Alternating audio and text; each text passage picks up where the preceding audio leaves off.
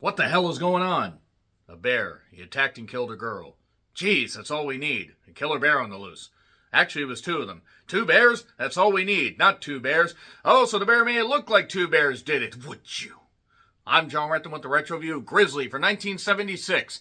It was absolutely 1000% not an attempt to cash in on the popularity of Jaws. Because Jaws, as you see, had a great white shark in the water and had a captain that was bound and determined to get that shark's head mounted on his walls because, man, he saw what sharks did when he was in WW2. Don't worry, folks, don't worry. There are no similarities between that and Grizzly when you have a pilot that talks about some man-eating grizzlies attacking Indians with a very, very somber tone. Like soldiers being picked off in the goddamn war. No, not similar. Not similar at all. Don't worry. There is a park ranger that is bound and determined to keep the campers safe, but there is a mayor/park manager that wants to keep the camp open. No similarities. Shut up. Shut up. Yeah, okay, it's a ripoff of Jaws. I mean, that's pretty much what it is. If you watch this with the Riff Tracks treatment, you're going to get treated to a lot of funny jokes. And honestly, Grizzly, overall, as far as a 70s monster movie, isn't that bad. I'm not saying it's great. There are cheesy parts to it. There's some weird editing. The fact is, the movie had a $750,000 budget, which would be around $4.2 million in today's money. And really, that's not all that bad because that's like twice the budget that Halloween had.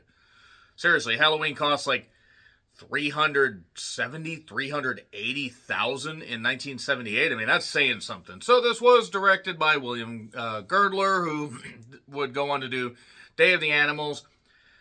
They had a couple neat little ideas on Leslie Nielsen shirtless at that point for some reason. That's before he became a comedic actor, doing Airplane and the Naked Gun movies, and then Dracula Dead and Loving It, and various others. And also a couple of scary movies.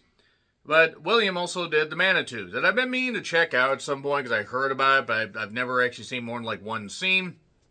And this is also written by Harry Flaxman and David Sheldon, who did Just Before Dawn. That's another... I saw a little bit of that on like some streaming channel, but never got around to it.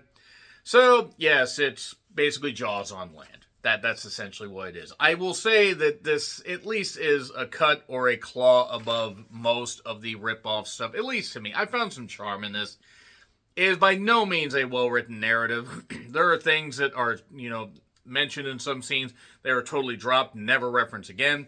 We have Christopher George doing his best late-era Chuck Connors impression as Kelly, a park ranger that realizes that a bear has come down from the high country and is now killing people. And it was actually a bear named Teddy that was like an 11 or 12 foot Kodiak bear. And they were filming this around Thanksgiving, and that is right around the time that, bears go into hibernation. So the bear was getting cranky instead of just letting the bear go into hibernation or sleep like it should. Many joke that it was Bart the bear's mother that actually, was this. No, it was its precursor to Bart the bear being involved in movies. And you do have Andrew Prine, who plays Don, who's a very, very, very, very deep Southern helicopter pilot. My goodness. He actually was the one that came up with that Indian story, the Indians being mauled by the man-eating grizzlies. And you have Richard Jekyll, who was Scott, who was a naturalist. And you have Joan McCall, who was Allison, the photographer, that disappears like halfway through the movie. Sans, I think, one little scene after a couple of people get mauled. I don't think you see her after the halfway point. You also have Kittredge, Joe Dorsey, who is still alive, oddly enough. He is over 90. I think he's about 93 at this point. You have Tom, played by Tom Krogi, or Krogai, however you say it. And you also have a girl that was ripped apart in a waterfall named Victoria Johnson, who, boy howdy, for the 70s. I mean, probably still lovely, or probably was lovely for most of her life. But that being said, only this ragtag group of people can stop this man-eating grizzly. Actually, it's a person-eating grizzly, because a kid gets mauled at one point, so I'm on the grizzly side right there, because that's what you get, you little shit, for staying out there. Anyway, so it did make $39 million worldwide, which basically times that by 4, essentially. I mean, that's basically what it is. So it's like that's fine. I mean, it did pretty well. Film Ventures International, I believe, was the name of the company. Though one thing I do need to mention before I dive into the rest of this movie is Edward L. Montaro. He was the executive producer slash distributor. He had to be sued by the writers and the director so they could get paid because he decided to be a naughty little individual, and also he embezzled $1 million from FBI's funds and may have fled to Mexico. May have ended up in a coke binge a la Herb Abrams in 1996. He may have just vanished into fucking earth. May have gone into fucking space forever. Who knows? Yeah, but $1 million, by the way, in 1985 would be about $3 million. I mean, and for an independent film company that they made money on this, but I don't know how much money they made on a lot of other projects. So maybe they were having some financial issues. Like the fact that Grizzly was probably their lone hit. And, yeah, so Edward's a piece of shit. I mean, there's no fucking way that guy is still alive. There is no fucking way. Because even if he was 40 at this point, he would be close to 90. And because it's 1976, so we're coming up on the 50-year anniversary of this goddamn thing. And basically, I don't know why they did that. It's like after like 2 campers got mauled, like in the early going, hilariously, one got mauled, and then one got mauled in a cabin after trying to run away after this ranger was like, and I'm going to mix some riff track jokes in occasionally, but the ranger says, oh, that underwear on your line looks dry. Why were you looking at it? Stay safe.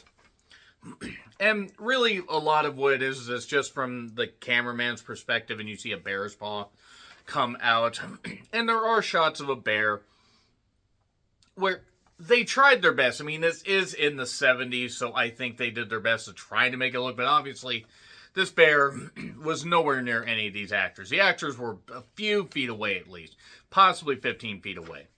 But they would get the bear to stand up on his hind legs, and it looks intimidating. I mean, because it's a fucking bear, and none of us are as tall as a bear, unless you're like Manute Bol with stilts. Bet you didn't expect a Manute Bol reference on this goddamn thing. And yeah, I really just couldn't get over the fact that Christopher George did look like late era Chuck Connors, just without the talent. Not that Christopher George was terrible, but Chuck Connors, the rifleman, even Tourist Trap, which I don't understand exactly what the fuck he was doing in Tourist Trap, but that was certainly something. By the way, Grizzly 2 actually started filming in the 80s, but due to, I assume, financial issues or the fact that maybe they realized that trying to recapture what little magic was in this was not going to work. It didn't get released until January 2021, which I meant to check out, by the way. I don't actually think I've ever seen Grizzly 2, The Revenge. But after it's revealed that these girls have been killed, we see, Allison, the photographer. She's talking to her dad. That is in that one scene. It's like there's this restaurant scene where he's putting wine at a reasonable price instead of overcharging because they're in the mountains. It's like, he wants customers to come back and makes it up in volume, but we never go anywhere with that. We seriously never go anywhere with that, and it's just fucking mind-blowing. So, then it's revealed these 2 girls are dead. Kelly finds the one in the cabin. They start to do some investigating, and it's at night. It's filmed day for night almost, and they said, we're probably not looking for a full body. Was none of this covered in the, the survivor, the survivor method or whatever it was. And then, geez, that's all we need. It's like, killer bear on the loose. Actually, it was 2 of them. 2 bears, that's all we need. And they're just, Mike, Kevin, and Bill are just having fun with this, and it's just a lot of fun. But then we get introduced to Don, who is a very, very southern guy. And actually, he was doing the piloting scene. We had the helicopter stuff in the beginning before the girls got mauled. And we had the helicopter make its occasional appearance. In fact, that's probably where a bit of the budget went, unless one of them owned a helicopter and was just willing to let them use it. I liked the story about, the Grizzlies getting, the Grizzlies devouring man and stuff like that and everything, but it was just so soon after Jaws, it was like clearly obvious. Ridge and Kelly are like yelling at each other and everything and this kind of stuff, and it's just so funny when he's telling him, I want this bear stuffed him out. He basically wants the bear dead and stuff like that. Just like, you hear me? Loud and clear. No, wait, that's the closet. I hate you. See, I wrote a good exit line. And the thing is, the print they got is like probably the best one that they could get, because I cannot imagine that the best quality of camera was used for this particular thing. But during the searching for the two girls, Allison ends up putting her hand in basically what amounts to a shallow grave. It is the bear burying what's left of the victim to come back and eat it. And then there is this point later where these hunters are going to use this bear cub. Oh, maybe it's the cub for the cub of the bear. Maybe the bear is a woman. No. The cub just gets mauled and everything. I mean, they just show the camera lunging at the cub. It's not actually killing the cub. But it's just so funny, so ridiculous. I mean, again, a lot of this is really just your standard monster shit with, or creature feature, whatever you want to call it, with, people being stupid, people getting mauled, hunters going out at one point. This is before, I believe, the cub part, and this one guy ends up getting in this river, or this little creek, as they call it in the South. But the funniest part was this one guy, Tom, and Victoria Johnson, who, Jesus Christ. I mean, at that point, my goodness, no wonder they had her do that, because boy, she looked good. Strips down to basically nothing, is going to, shower in the waterfall and swim and wait for Tom to come back, because apparently she had no other standards. And then behind the waterfall, the bear gets her, and they say, cover. It's like, geez, cover up, you hussy. Oh, okay, it's okay when somebody else is near a woman in a waterfall. If I try to do that, I'm kicked out of the state park. Thank you very much. I'll offer no further information. But Kit Ridge wanting to keep the camps open. Clearly, again, not a Jaws ripoff. How dare you? They get in an argument after there's more people getting mauled. And get out, and he shoves him back in the chair, and then he pops back, hi, I'm back. And it's just, again, just so funny. The news reporter shows up, and he's got weird hair and an even weirder mustache. I mean, I hope the guy's not still alive, but just, that guy just looks ridiculous. So, there's a part where a little kid is petting a white rabbit, a very big white rabbit, by the way, where I think it's almost obvious that was somebody's pet. That was not a wild rabbit. That was a huge-ass rabbit. But the bear shows up, and then the mother is trying to fight off the bear and stuff like that. But the kid ends up getting, I think, hacked. I think his leg got torn off. And then the mother got killed. And then the news reporter's like, oh, I'm just telling it like it is. The news reporter that they didn't have in Jaws. Again, how dare you say that? And then there's a point where Dawn and Kelly are like, they're trying to lure the bear out. Scott is a naturalist, by the way, and I do have to say Richard does fine with that. They don't explore a bunch of his character.